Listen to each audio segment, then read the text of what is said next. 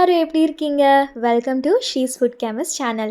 இன்னைக்கு நாம cook with கோமாளில Akshay Kamal பண்ண பீக்கா எட்சாய் எப்படி பண்ணுறதுன்னு பார்க்கலாம். இது ஒரு தாய்லாண்ட் டிஷ். இதுக்கு ஃபர்ஸ்ட் கத்தியை ரொம்ப ஷார்ப்பாக தீட்டி வச்சுக்கோங்க. நான் இங்கே விங்ஸ் எடுத்திருக்கேன்.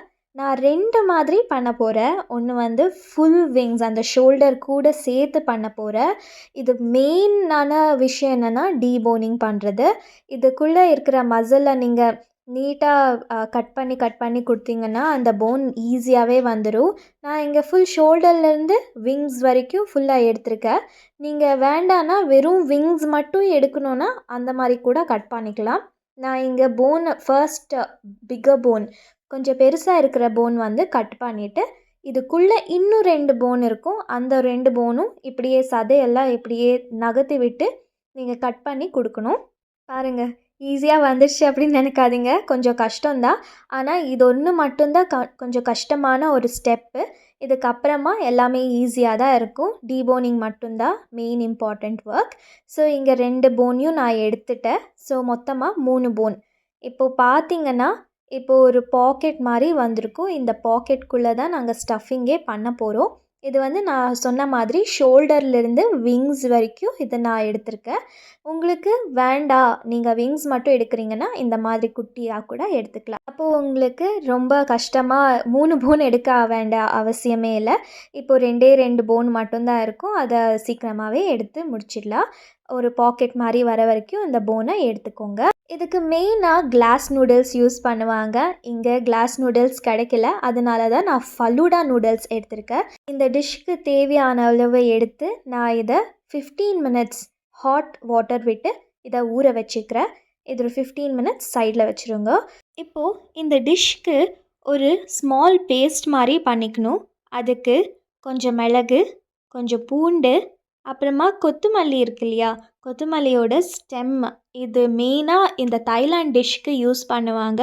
இதை எல்லாத்தையும் நல்லா பேஸ்ட் பண்ணிக்கோங்க. இந்த மாதிரி இடித்து பண்ணால் தான் நல்லா டேஸ்ட்டாக இருக்கும். ஸோ ஒரு பேஸ்ட் மாதிரி வந்ததுக்கப்புறமா இதை சைடில் எடுத்து வச்சுக்கோங்க. இங்கே நான் ஸ்டீக் மஷ்ரூம் எடுத்திருக்கேன். இது ஒரு ட்ரையான மஷ்ரூம். இதை வந்து தண்ணியில் போட்டால் கொஞ்சம் சாஃப்ட் ஆகிடும். இது ஒரு யுமாமி ஃப்ளேவர் கொடுக்கும் இந்த தாயோட டிஷ்ஷில். நிறைய டிஷ்ஷில் இதை சேர்த்துப்பாங்க. இதை குட்டி குட்டியாக கட் பண்ணி சைடில் வச்சுக்கிறேன். உங்கள்கிட்ட இது கிடைக்கலன்னா நார்மல் மஷ்ரூம் எடுத்துக்கோங்க. இப்போது நாங்கள் டீபோனிங் பண்ண விங்ஸ் எல்லாத்துக்கும் ஒரு மிக்சிங் பவுலில் போட்டு கொஞ்சம் சோயா சாஸ், கொஞ்சம் சுகர் போட்டு மேரினேஷன் பண்ணி சைடில் வச்சுக்கோங்க. இப்போது இந்த ஸ்டஃபிங்காக மஷ்ரூம் கட் பண்ணி வச்சுருந்தோம் இல்லையா, அந்த மஷ்ரூம் போட்டுக்கோங்க. அப்புறமா துருவின கேரட், அப்புறமா ஸ்ப்ரிங் ஆனியன்ஸ் போட்டுக்கிறேன். உங்களுக்கு இஷ்டமான வெஜிடபிள்ஸ் கூட நீங்கள் சேர்த்துக்கலாம். பட் இது ஒரு ஆத்தென்டிக் டிஷ்ஷில் இந்த மாதிரி தான் போட்டுப்பாங்க. இங்கே கீமா, சிக்கன் கீமா நான் எடுத்திருக்கேன். இந்த டிஷ்க்கு பொதுவாகவே போர்க் தான் போடுவாங்க. ஆனால் நாங்கள் போர்க் சாப்பிட மாட்டோம், அதனால தான் நான் சிக்கன் யூஸ் பண்ணியிருக்கேன்.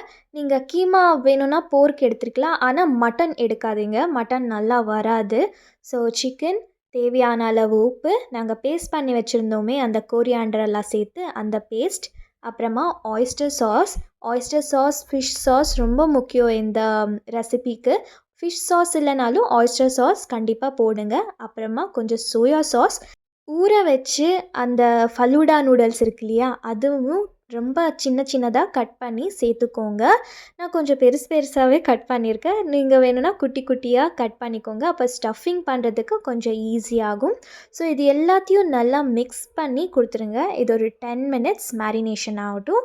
இப்போது ஒரு கடாயில் இல்லை ஒரு ஃப்ரையிங் பேனில் கொஞ்சம் நல்லெண்ணெய் சேர்த்துட்டு மேரினேஷன் பண்ணி வச்சுருந்தோம் இல்லையா, அந்த ஸ்டஃபிங்கையும் ஒரு 5 மினிட்ஸ் ஃப்ரை பண்ணிக்கோங்க.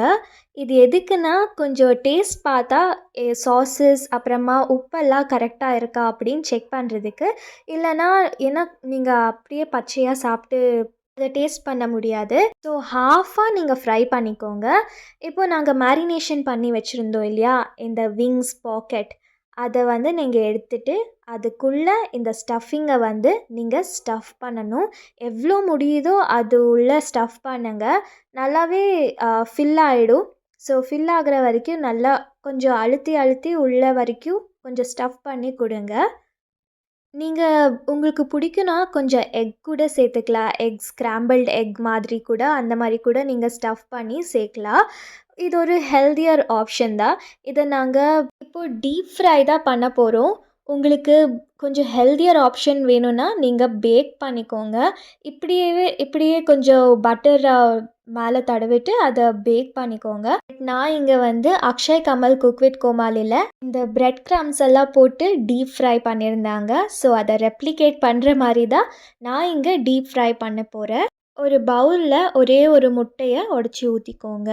இத நல்லா பீட் பண்ணி குடுங்க. அந்த எல்லோவும், ஒயிட்டும் 2ம் மிக்ஸ் ஆகுற மாதிரி நல்லா அந்த ஸ்பூன்லேயே பீட் பண்ணி குடுங்க. இப்போ நான் இங்க பிரெட் கிரம்ப்ஸையும் எடுத்திருக்கேன். அது ஒரு பிளேட்ல எடுத்து வச்சிருக்கேன். இப்போ ஒன்னொன்னா அந்த ஸ்டஃப் பண்ணி வச்சிருக்கிற சிக்கன் விங்ஸை வந்து ஒரு வாட்டி முட்டையில் நல்லா பெரட்டி விட்டுட்டு அப்புறமா பிரெட் க்ரம்ஸில் போட்டு பெரட்டி அப்படியே எண்ணெயில் போட்டு ஃப்ரை பண்ணிக்கோங்க. அது உள்ள ஸ்டஃபிங் எல்லாம் வெளியில் வந்துடும். ஸோ பார்த்து பெரட்டுங்க. இதை நல்லா பேக் பண்ணி கொடுத்து ஒரு கடாயில் நல்லா எண்ணெய் சேர்த்துட்டு டீப் ஃப்ரை பண்ணுற மாதிரி. இங்கே நான் ரீஃபைண்ட் ஆயில் தான் சேர்த்துருக்கேன். ஸோ ரீஃபைண்ட் ஆயில் வந்து நல்லா சூடானதுக்கப்புறமா இதை சேர்த்து நல்லா 2 பக்கமும் ஒரு கோல்டன் ப்ரௌன் கலர் வர வரைக்கும் நல்லா ஃப்ரை பண்ணிக்கோங்க. இது எப்படி குக் ஆயிருக்கு அப்படின்னு தெரியறதுக்கு நீங்கள் போட்ட உடனே நல்லா பபிள்ஸ் வந்திருக்கும். ஸோ அந்த பபிள்ஸ் எல்லாம் அப்படியே அடங்குனதுக்கப்புறமா இதை எடுத்தீங்கன்னா இது நல்லா குக் ஆயிருக்கு அப்படின்னு பாருங்க. எவ்வளோ அழகா வந்திருக்கு. எனக்கு அவ்வளோவா பிளேட்டிங் அன்னைக்கு பண்ண முடியல.